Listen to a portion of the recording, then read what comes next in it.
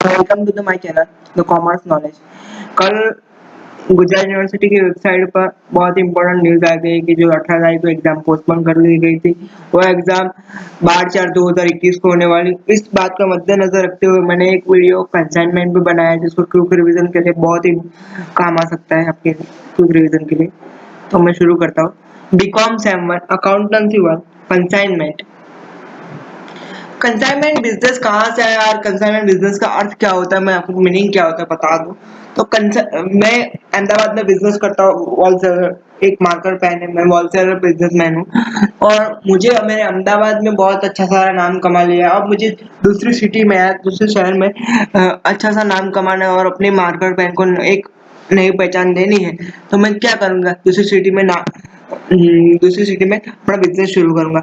मुझे दूसरी सिटी में बिजनेस तो शुरू करना है, एग्जाम्पल थ्रू मुझे सूरत में बिजनेस शुरू करना है, पर मैं सूरत में नहीं जानता कि कहाँ पे बिजनेस करूंगा तो प्रॉफिट ज्यादा होगा कि, और सूरत में कौन सी पेन ज्यादा चलती है।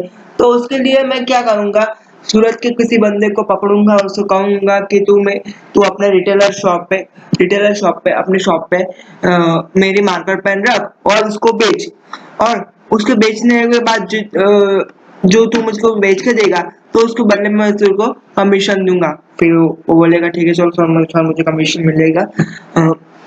पर अगर सर मुझे कोई गुड्स नहीं बेचे तो मैं बेच पाया तो उसका बदले में मेरा तो लॉस हो जाएगा, आप नहीं खरीदोगे। तो मैंने बोला अगर कोई गुड्स नहीं बिके तो मैं उसको वापस ले लूंगा और तू चिंता मत कर, तू खाली सेल कर। In consignment business two parties here, consignor and consignee. जो माल भेजता है यानी कि जो अपने माल को भेजता है बेचने के लिए उसको कहते हैं कंसाइनर, और जो माल रिसीव करता है बेचने के लिए उसे कहते हैं consignor. Consign obviously consignment account क्यों बनाना पड़ता है, कंसाइनमेंट बिजनेस है तो कंसाइनमेंट में अकाउंट बिजनेस में कितना प्रॉफिट हुआ फिर कितना लॉस हुआ वो जानने के लिए हमने बिजनेस शुरू किया था।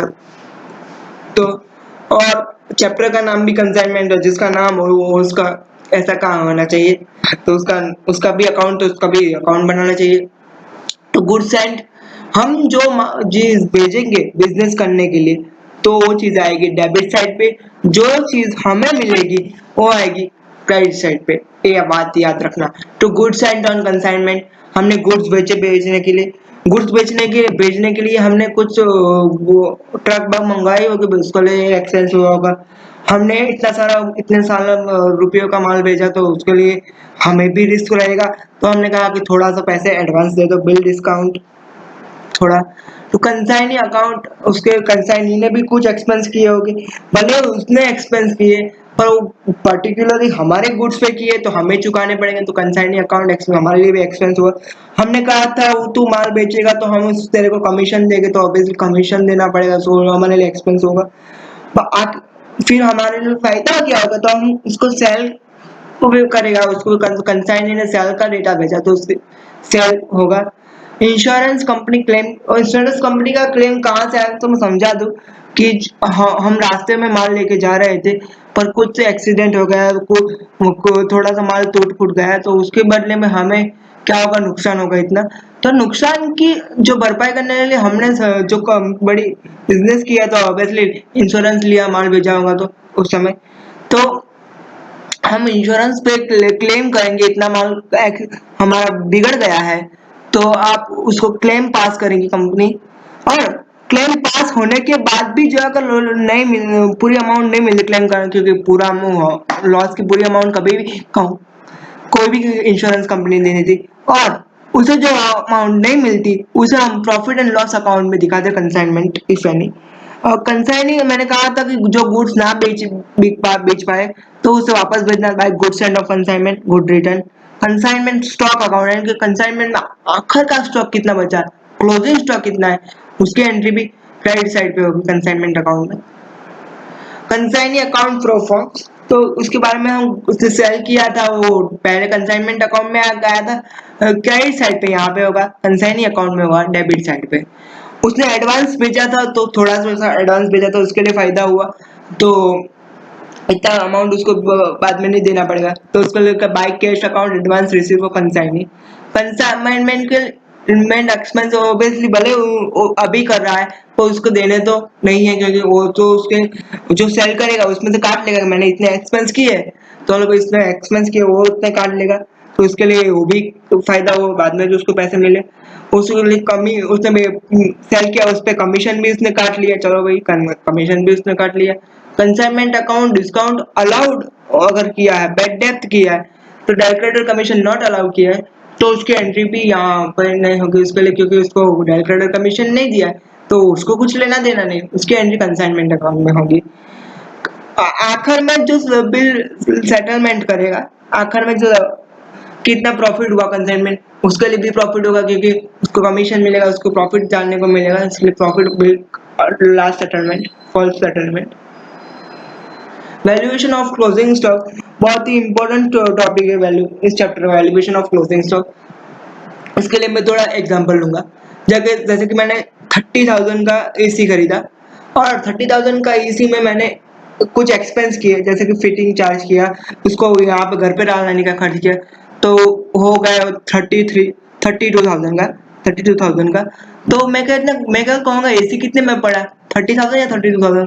तो मैं बोलूँगा 32,000, क्योंकि मुझे वो एक्सपेंस किए ना मैंने थोड़े, तो उसको कहते हैं माल भेजने समय और कंसाइन ने जितने भी एक्सपेंस किए होंगे वो प्लस करके जो आपको मिलेगा उसे हम क्लोजिंग स्टॉक कहेंगे। कितना कहेंगे? Closing stock. तो cost of goods and expense paid of total cost of goods and और प्रोपोर्शनेट एक्सपेंस ऑफ कंसाइनिंग। और एक्सपेंस पे भी दो टाइप्स के एक्सपेंस होते हैं, recurring and non recurring. Recurring यानी कि जो रेगुलरली होते हैं और नॉन रिकरिंग यानी जो एक ही बार होते हैं, जैसे कि माल छुड़ाने का खर्च एक ही बार होता है, वो पर्टिकुलर माल वो बहुत सारे माल छुड़ाता होगा पर पर्टिकुलर जो मेरी मार्कर पेन है वो छुड़ाने का तो एक ही बार खर्च करेगा। एंड नॉन जो वैल्यूएशन ऑफ क्लोजिंग स्टॉक में खाली नॉन रिकरिंग एक्सपेंस ही कंसाइनिंग और नीचे एक्सपेंस पे होते, जैसे कि ऑक्ट्री उसने कुछ वेजेस पे किए उसके लिए माल छुड़ाने के लिए, तो वो सारी चीजें यहाँ पे आएगी। कंसाइनिंग एक्सपेंस नॉन रिकरिंग एक्सपेंस ही याद रखना, नॉन रिकरिंग एक्सपेंस ही खाली प्लस होंगे, रिकरिंग एक्सपेंस नहीं आने, जैसे रिकरिंग एक्सपेंस में एडवर्टाइजमेंट एक्सपेंस, सेल एक्सपेंस, ये सारे एक्सपेंस रिकरिंग एक्सपेंस के जो हर बार करे जाते हैं, पर पर्टिकुलर गुड्स पे या भी जो गुड्स भेजा उस पर एक ही बार एक माल छुड़ाने का एक्सपेंस किया, इसलिए नॉन रिकरिंग है, recurring expense. Types of commission दो टाइप्स के कमीशन होते हैं, general commission, director commission. General commission पूरे सेल पे दिया जाता है, जो पूरा सेल होता है। Director commission only credit sale पे दिया जाता है, director commission only credit sale पे दिया जाता है, उसमें रिकमेंडेशन सेल हो तो उसकी एंट्री, उसके बैड डेप्थ को एंट्री कभी भी कंसाइनी के अकाउंट में नहीं होगी, बट कंसाइन नर के अकाउंट में होगी।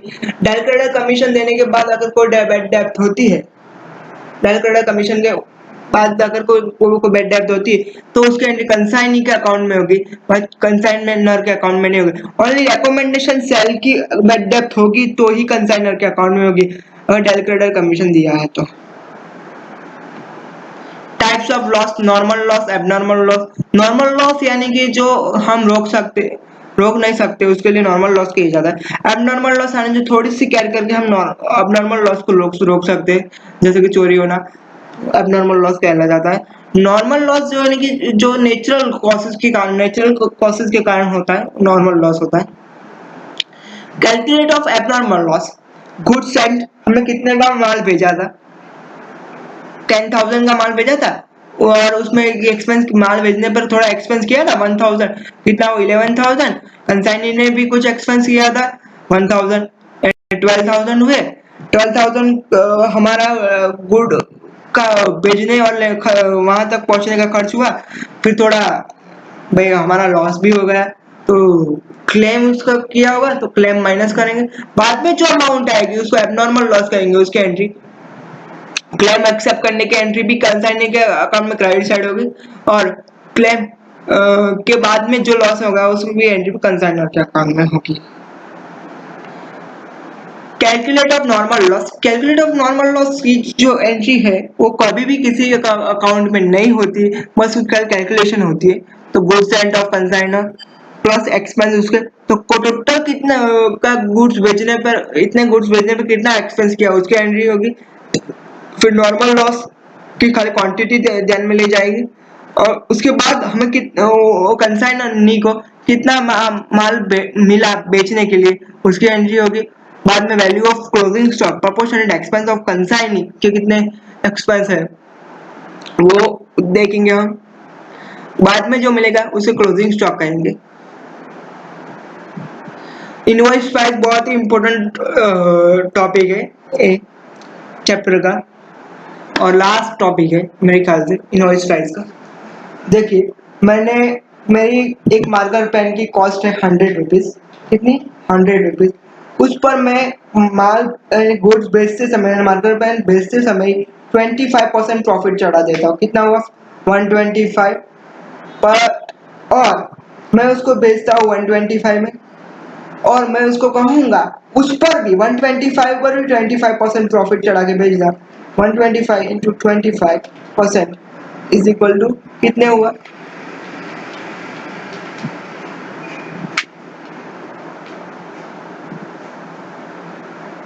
Cost profit, profit plus invoice price.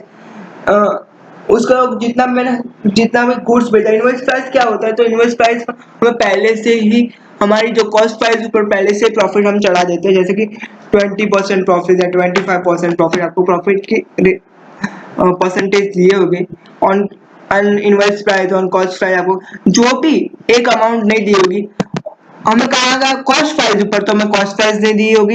Invoice price किया होगा इनवॉइस प्राइस, तो इनवॉइस प्राइस नहीं दी होगी। तो उसके हमें 100 सपोज करना है। कितना? 100 सपोज करना है। देख लेते हैं, जैसे मैं समझाऊँ आपको। 100 की कॉस्ट प्राइस है मेरी, उस पर मैं 20% प्रॉफिट चढ़ा के बोल रहा हूँ, 120 हुआ। और मैं कंसाइनी को बोलूंगा कि 120 को हमें कितने में पड़ती है 120 को, तू उस पर कितना प्रॉफिट चढ़ाना? 25%। चलो 30 रुपीज उस पर प्रॉफिट चढ़ाना। कितना मेरे को कितना प्रॉफिट हुआ? 50 रुपीज, क्योंकि मैंने 20 रुपीज तो पहले ही चढ़ा रखे थे, मैंने उसको बोला है, बताया नहीं था।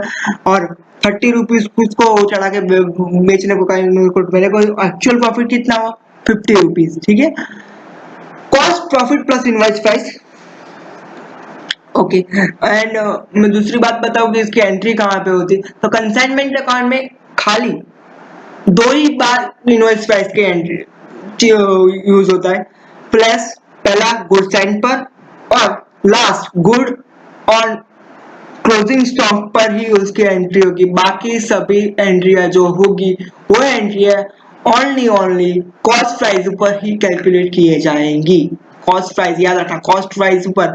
कभी जब इनवॉइस प्राइस दिया होगा तब खाली एंट्री कंसाइनमेंट अकाउंट में गुड्स एंड ऊपर, और good the end of the year closing stock पे इनवॉइस प्राइस ध्यान में ली जाएगी। बाकी इनवॉइस प्राइस कहीं पर भी ध्यान में ली नहीं जाएगी। Thanks for watching my video and like share and subscribe. मैंने बहुत ही जल्दी में वीडियो बनाया है इमीडिएटली एक्शन के लिए तरीके से, तो मेरे से कुछ मिस्टेक हो जाए तो माफ कर देना, और ये मेरे चैनल को सब्सक्राइब और शेयर करना, क्योंकि मैंने बहुत मेहनत की है इस वीडियो